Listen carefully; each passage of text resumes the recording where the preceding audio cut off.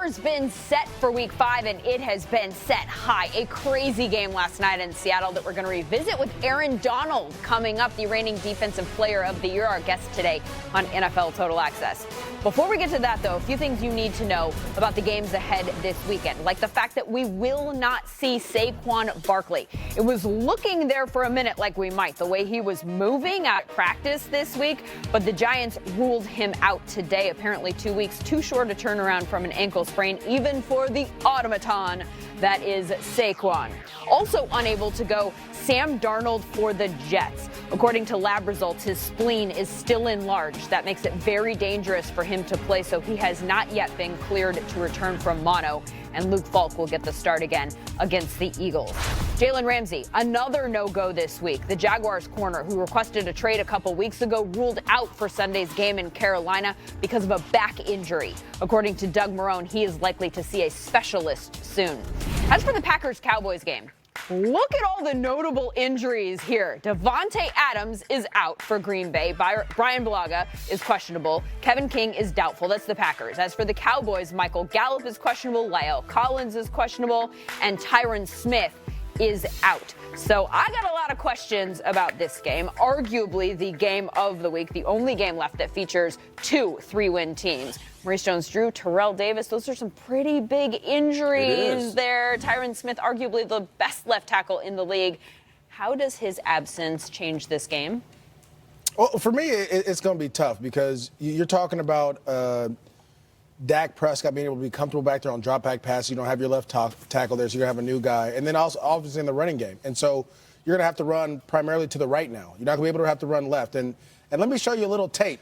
I always like this. So, look, this is called a gap scheme, TD. Let me educate you. I know you're in the Hall of Fame, but let me educate you. A gap scheme is where you're going to pull a lineman or someone across. You're going to kind of cut the defense in half down the round. This is where the Eagles had a ton of success. Here, they're going to use the tight end in the gap scheme, TD. I know you're not used to this because y'all run all this zone stuff, but here goes another gap scheme for you right here. Look at that. Creates a big hole. You can run through it. Now I need to run back to break the tackle and score, but that's okay. That's neither here nor there. This is what you're used to. This is the zone scheme, and this is where I see them struggle because look at your left tackle.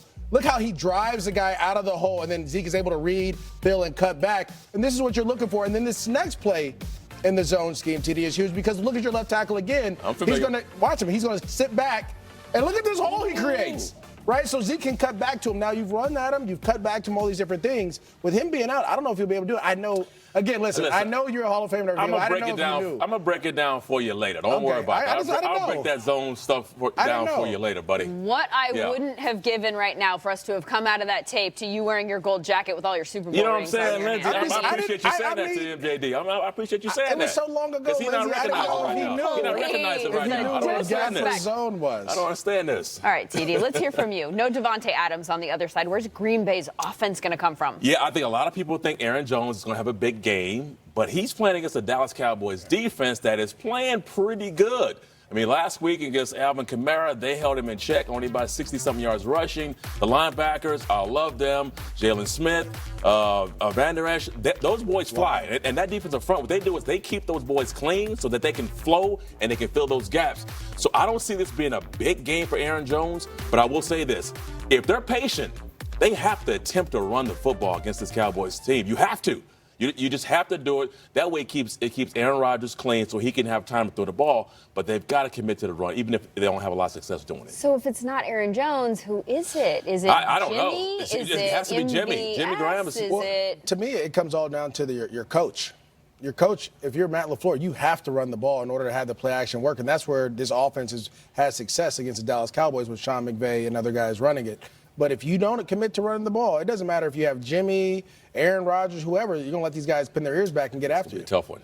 For what it's worth, and that might not be much, Aaron Jones has had some success there in Dallas before. $125 on the ground back in 2017. Speaking of success on the ground, how about those Seahawks last night? 167 yards rushing against the Rams. They also had some success through the air, somewhat improbably, on this play in the first quarter. Russell Wilson buying time. Everyone's covered. Looks like he's going to have to throw it away. And that's beautiful. Look at that. Just drops it in there.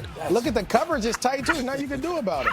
Exactly. An incredible throw, an incredible catch. The defense was incredible. He had no space with which to make it. According to Next Gen Stats, it was the most improbable completion since Week 12, 2017. 5 lead changes later, Rams with a shot to make it 6. Jared Goff incomplete to Gerald Everett. Or was he incomplete? Pete Carroll challenges the play, thinks his guy got a hand under it. Turns out he did. Tedrick Thompson, Quinal Edelman in the Super Bowl on us. Call on the field is reversed. Seahawks ball. But the Rams would have another chance. A 44-yard field goal attempt for the win with 15 seconds left, but it is no good. And the Seahawks win. And we have to talk about Russell Wilson now in the MVP conversation. This the best game you ever played? Best game I ever played. I left it all on the field. I left it all out in the field. Coach and I were just talking about that. It was one of the best, I think. I think, though, guys were making plays like crazy tonight. It was a great game. It was a Seahawks-Rams NFC West matchup. Last year it came down to the wire, too. And so it was just, the crowd was incredible. I mean, it didn't get any better than that, so it was special tonight. What a game. Maurice Jones Drew, you were there calling the game for the Rams radio broadcast. Pete Carroll says that he has never seen Russell Wilson dialed in the way he is this season. What do you think it is?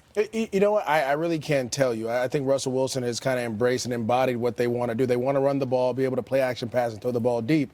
And, that's what he's done well. And the other thing is just he's magical in the pocket. Not many quarterbacks, at least that I've seen in my time playing and watching football, can do what he's able to do. He always finds a way to escape the pocket, like right here. There's 3 guys around him. He finds a way to escape and then get a first down. The other times, he's rolling out of the pocket. Here's another one where he's going to find a way to escape, and he's able to throw a touchdown because the corner has to commit. So, with that running ability, it makes it tough for anybody to cover. And I know the Rams did a phenomenal job throughout the week of, the short week of trying to corral him and keeping him there. But anytime someone made a mistake, he made him pay. It's just so effortless when he's on the move. Tough loss for the Rams, obviously, who got some more bad news today. Clay Matthews broke his jaw. He is out for a month at least, according to a tweet by the team. Brandon Cooks also injured in the game. We saw him leave. He's now in the concussion protocol. Did you know about Clay? I didn't. I saw him leave the game. No one knew kind of what was going on. Obviously, I saw him on the plane, saw him on the bus. Really didn't see much.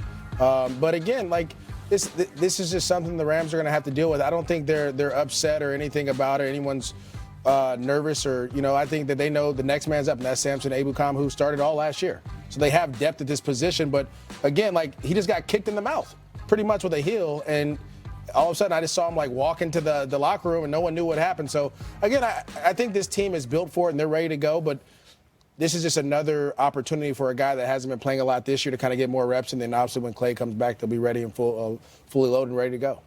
3-2 with another big NFC West battle coming up next week. The undefeated, as of right now, San Francisco 49ers. We've got lots to talk about with Aaron Donald, who is slated to call in just a bit, right around the half-hour mark. We are hoping to hear from him.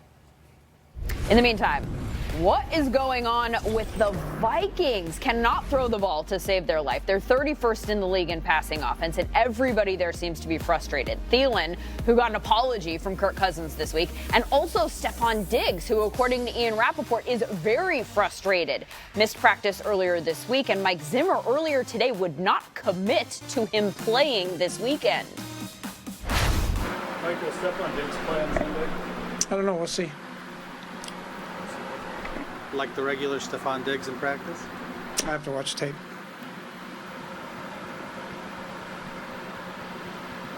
Mike, what do you base it on whether he'll play or not? I'll watch the tape. So it's how he looks, not punishment of any sort. No, he's already been punished. And in case that didn't answer all your questions, here's Ian Rappaport. Well, Lindsay, one thing I can promise you is we have not yet heard the last of the situation surrounding Stephon Diggs and his frustration with Minnesota. Here's what we know right now. First of all, Diggs did in fact miss a day of work on Monday and miss practice on Wednesday. For that, according to colleague Tom Pelissero, he has been fined an undisclosed amount, which Mike Zimmer referred to as him already being punished. Then there's the situation of, is he actually going to play on Sunday? And while Zimmer was non-committal, all signs do in fact point to Diggs being on the field. So maybe the next chapter of this saga will take place on the football field. And then we were wondering, will Josh Allen, the Bills quarterback, actually play on Sunday? He is still in the NFL's concussion protocol, and he is listed as questionable officially. But he did participate in practice fully today, which often is a good sign that someone has a good shot at playing. We will see on Saturday if the Bills alter his status going into the game. Chiefs have the Colts on Sunday night, but they will not have Tyreek Hill for that game. The wide receiver who hurt his collarbone in Week 1 practiced all week with the team, but according to Andy Reid, he will not play in the game. Damian Williams is expected to go. As for the Chiefs' opponent, Colts are real beat up. Marlon Mack and T.Y. Hilton listed as questionable. They've also got Darius Leonard and Paris Campbell ruled out. Jets are getting Quinnen Williams back, but they will not have C.J. Mosley against the Eagles, who will also be down a man. Deshaun Jackson out again. Tyrell Williams, he's questionable for the Raiders, hasn't practiced all week. Juju Smith-Schuster did practice today. He's listed as questionable. Coming up, I got 99 problems, but a guest ain't one. Aaron Donald came up short last night, but when you can do this, disappointment can't last. The game's most dominant force is calling it live.